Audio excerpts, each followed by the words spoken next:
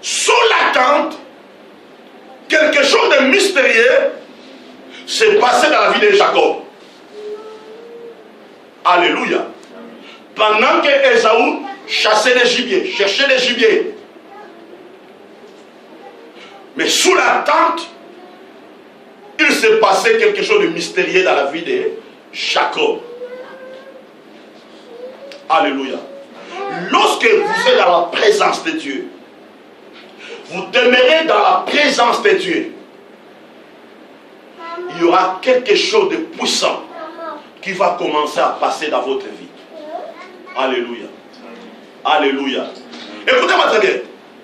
Jacob, il était dans la présence de Dieu non pour croiser les bras.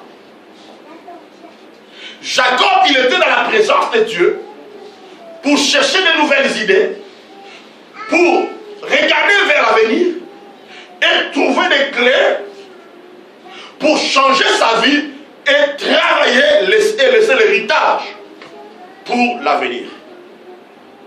Alléluia. C'est dans la présence de Dieu, Jacob avait des idées pour construire des puits. Alléluia. Il était un homme qui aimait la présence de Dieu. Il demeurait dans la présence de Dieu. C'est dans la présence de Dieu qu'on devient fort. C'est dans la présence de Dieu qu'on devient puissant. Parce que la Bible dit que là, Jacob était un homme tranquille. Cela veut dire qu'il était un homme qui était loin des distractions. Amen. Il était un homme qui était loin des distractions. Il n'était pas tout le temps aux réseaux sociaux. Il n'était pas tout le temps à marcher comme ça. Il était concentré à sa vision. Il était un homme objectif. Il était focalisé. Il cherchait à écouter Dieu. Il cherchait la direction dans la présence de Dieu. Il savait bien que sans la présence de Dieu, je n'arriverai pas. Il s'est connecté à la présence de Dieu. Amen. Alléluia. Maintenant, écoutez-moi très bien ici. Écoutez-moi très bien ici. Écoutez-moi très bien ici. Sous l'attente, Jacob, il n'écoutait personne d'autre que Dieu et son mentor qui était Rebecca, sa mère. Alléluia. Sous l'attente, Jacob, il n'écoutait personne d'autre que Dieu et son mentor Rebecca pour son avenir. Si vous voulez réussir dans votre vie, si vous voulez avancer dans votre vie, quand vous êtes dans la présence de Dieu, vous demeurez dans la présence de Dieu, vous devez développer la capacité d'écouter que Dieu et d'écouter votre mentor ou votre guide ou votre coach ou votre père spirituel. Alléluia. Il ne faut pas écouter tout le monde. Aujourd'hui, nous voulons écouter tout le monde. Amen. Nous voulons écouter tout le monde. Des gens qui restent dans le monde, ils ont une idée claire de leur avenir. Jacob, il avait une idée claire qu'il va devenir une grande nation. Cela veut dire, Jacob, il écoutait Dieu pour lui donner des conseils, des idées, afin de corroborer ça avec sa vision d'avenir et pour avancer. Alléluia. Et deuxième chose, il écoutait son mentor ou son guide qui était sa mère Rebecca. Nous échouons dans la vie parce que nous voulons écouter tout le monde. Alléluia. Nous échouons dans la vie parce que nous écoutons tout le monde. Alléluia. Au rien d'écouter Dieu, au rien d'écouter la direction qu'on nous donne, ou qu'on te donne par ton guide ou par ton mentor, toi, tu fermes ton cœur. Tu entres dans la distraction. Tu veux donner ton oreille aux autres. Et voilà pourquoi beaucoup de gens échouent aujourd'hui. Amen. Alléluia. Alléluia. Maintenant, si tu veux réussir, Si tu veux progresser, c'est l'attitude que tu dois apprendre. À écouter Dieu et à écouter ton mentor. Amen. Parce que si vous ne comprenez pas ça, vous allez échouer dans la vie. Vous n'allez pas progresser et vous n'allez pas grandir. Donc on voit que Jacob, il a grandi dans la présence de Dieu. Le monsieur n'est pas devenu Israël en vain. Amen. Le monsieur, il n'a pas fait de grandes choses en vain, pardon. Il a fait de grandes choses parce que le monsieur Jacob, il aimait la présence de Dieu. Voilà pourquoi j'ai compris une chose, que David, ce n'est pas lui qui est l'initiateur de l'adoration. David, il avait compris que c'était Jacob qui était l'initiateur de l'adoration. C'est pour cela, David, il avait pris Jacob comme son modèle par rapport à sa vie d'adoration. Donc on pouvait dire que David avait considéré Jacob comme son mentor. Alléluia. Et voilà pourquoi, si vous identifiez bien David, vous allez voir le courage qu'avait David. David avait tué ça dans la vie de Jacob. Est-ce que vous comprenez?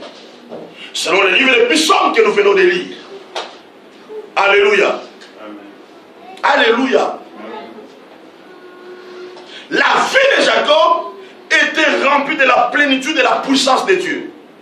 Sous la tente, il développait son amour pour Dieu et son attachement à la parole de Dieu. La vie de Jacob était remplie de la plénitude et de la puissance de Dieu. Sous la tente, il développait son amour pour Dieu et son attachement à la parole de Dieu. Pendant que Ésaü chassait, il était là dans la forêt. Il faisait tout ce qu'il faisait là. Mais sous la tente, Jacob, il était rempli de la puissance de Dieu. Il avait développé son amour pour Dieu et son attachement à la parole de Dieu. Bien-aimés, lorsque nous arrivons à développer ces choses dans la présence de Dieu, quelque chose de puissant arrivera dans notre vie. Amen. Donc, ce qu'on voit dans la vie de Jacob, sa source était dans la présence de Dieu. Amen. Sa victoire était dans la présence de Dieu. Si vous voulez devenir un homme puissant, une femme puissante, c'est dans la présence de Dieu que tu vas bâtir ta vie. C'est dans la présence de Dieu. Toutes les idées que j'ai mis dans mes livres est le fruit de la présence de Dieu. Alléluia. Le message que je vous enseigne aujourd'hui, il y a 2 ans passés, quelqu'un avait acheté le livre Posséder le futur. C'est un pasteur qui me donne le témoignage et il me dit, lorsque sa femme, elle avait lu le livre Posséder le futur sur le chapitre Vivre sous la tente, la vie de sa femme avait complètement transformé et changé. Mais où j'ai puisé toutes ces idées, c'est dans la présence de Dieu. Alléluia. C'est dans la présence de Dieu que Dieu peut vous révéler les choses. Amen. Actes des Apôtres chapitre 7 verset 46. S'il vous plaît, regardez-moi un peu ici, s'il vous plaît. Actes des Apôtres chapitre 7 verset 46. Actes des Apôtres chapitre 47 verset 46. J'ai lu la parole du Seigneur. Amen. Écoutez très bien. David trouva grâce devant Dieu et demanda d'élever une demeure pour le Dieu de Jacob. Hein? Est-ce que vous avez bien compris ça? Amen. David trouva grâce devant Dieu et demanda d'élever une demeure pour le Dieu de Jacob. Pourquoi toujours David, il fait référence à Jacob? Pourquoi? Parce qu'il avait compris que Jacob avait compris l'importance de la présence de Dieu. Amen. Cela veut dire, Jacob était le modèle. Jacob, il représentait des clés. Jacob était le miroir que les gens devaient regarder pour adorer Dieu, pour servir Dieu, pour entrer dans la présence de Dieu et pour changer leur vie. Amen. Alléluia. Amen.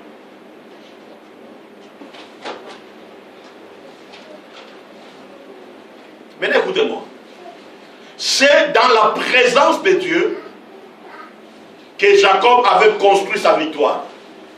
C'est dans la présence de Dieu que Jacob avait construit son avenir. Donc, la présence de Dieu, vivre dans la présence de Dieu, c'est un lieu de préparation. Suis-moi très bien. Vivre dans la présence de Dieu, c'est un lieu de préparation. Amen. Alléluia. Donc, une vie sans préparation dans la présence de Dieu, c'est une vie sans victoire. Amen. Une vie sans préparation dans la présence de Dieu, c'est une vie sans victoire. Je répète encore. Une vie sans préparation dans la présence de Dieu, c'est une vie sans victoire. Alléluia. Alléluia. C'est dans la présence de Dieu que tu dois préparer ta vie pour la victoire. C'est dans la présence de Dieu. Alléluia. Donc pour Jacob, la tente était un lieu de lumière. Amen. Donc le fait que Jacob demeurait dans la présence de Dieu lui avait permis de briller au milieu des ténèbres. Amen. Alléluia. Amen. Donc Jacob, il aimait rester dans la présence de Dieu. L'église de Dieu, peuple de Dieu, si nous voulons avancer, si nous voulons progresser, si nous voulons réussir, nous devons chercher à rester dans la présence de Dieu. Alléluia. Amen. Et Jacob avait compris que pour devenir une grande nation, les défis seront énormes. Amen. Et que les compétences humaines seules ne suffiraient pas pour arriver au résultat espéré ou escompté. Alléluia. Jacob avait compris une chose. Écoutez-moi très bien. Jacob avait compris une chose. Les défis sont énormes pour devenir une grande nation. Amen. Et que les compétences humaines seules ne suffiraient pas pour arriver au résultat espéré. Il avait compris que seule la puissance de Dieu pouvait lui permettre de répondre à ses besoins et à ses préoccupations. Seule la présence de Dieu. Amen. Jacob, il était un homme compétent. Il était quelqu'un de compétent. Mais sans la présence de Dieu, ses capacités ne l'auraient pas jamais aidé à devenir Israël. Amen. Donc, toutes les idées, tout ça, Jacob a pris ça dans la présence de Dieu. C'est dans la présence de Dieu. Ésaïe 55, verset 6. Ésaïe 55, verset 6. La Bible déclare, cherchez l'Éternel pendant qu'il se trouve. Invoquez-le tandis qu'il est prêt. Alléluia. Cherchez l'Éternel pendant qu'il se trouve. Invoquez-le tandis qu'il est prêt. Or, Dieu il se trouve où? Dieu il se trouve dans sa présence. Amen. Dieu il se trouve dans sa présence. Et Jacob avait compris que sous la tente, c'est là où Dieu se trouve. Amen. Alléluia. Amen. Maintenant, comment nous créons la présence de Dieu? Comment nous créons la présence de Dieu? 1. Par la foi, lorsque nous approchons Dieu par la prière. Amen. Nous créons la présence de Dieu par la foi en Dieu lorsque nous approchons de Dieu par la prière.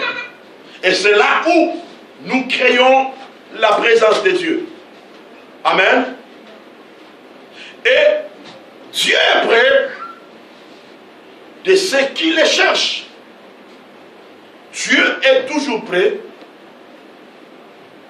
des gens qui le cherchent de tous les cœurs. Alléluia. Maintenant, lorsque vous cherchez Dieu, il y a toujours une proximité avec Dieu lorsque vous le cherchez dans tout votre cœur. Amen. Dieu sera près de vous.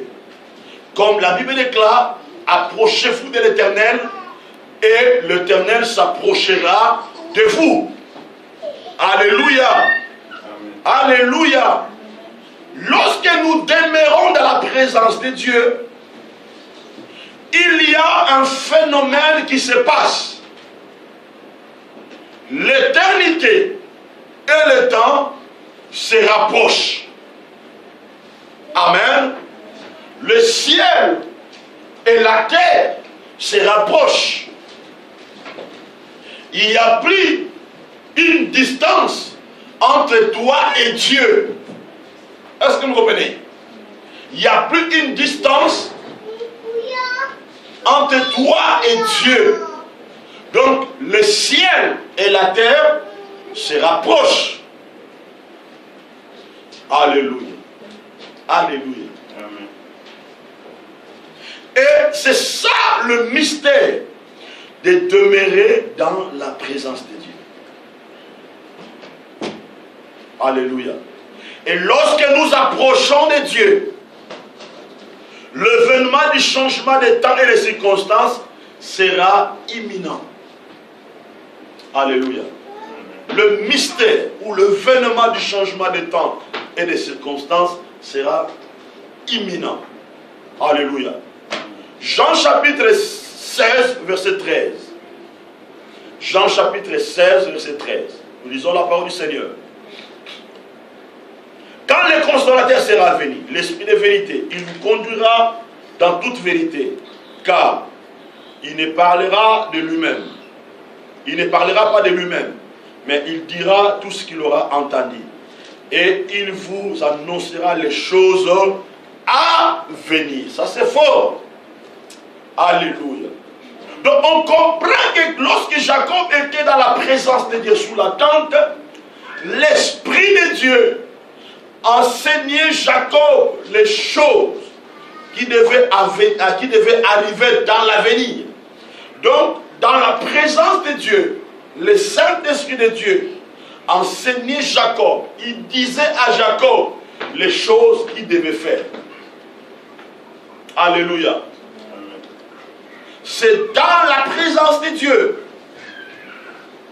Donc la présence de Dieu, le Saint-Esprit de Dieu, il nous donne de la sagesse ainsi que la connaissance pour gérer nos compétences et les orienter vers une bonne direction.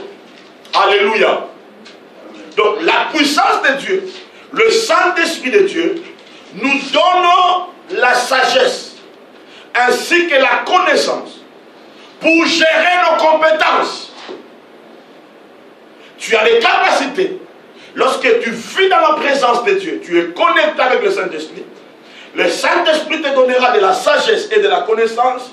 Comment tu peux gérer tes compétences? Jacob avait des compétences. Il savait faire cuire des potages. Amen. Mais le Saint-Esprit lui a enseigné comment il peut tirer profit de ce qu'il faisait. Et voilà, lorsque Ésaü arrive, avec la révélation de la présence de Dieu, du Saint-Esprit, Jacob, il a appliqué les principes, des idées, et il a obtenu le droit d'aînesse. Alléluia. Alléluia. Le Saint-Esprit, quand tu vis dans la présence de Dieu, le Saint-Esprit, il peut t'aider, il peut t'enseigner comment tu peux orienter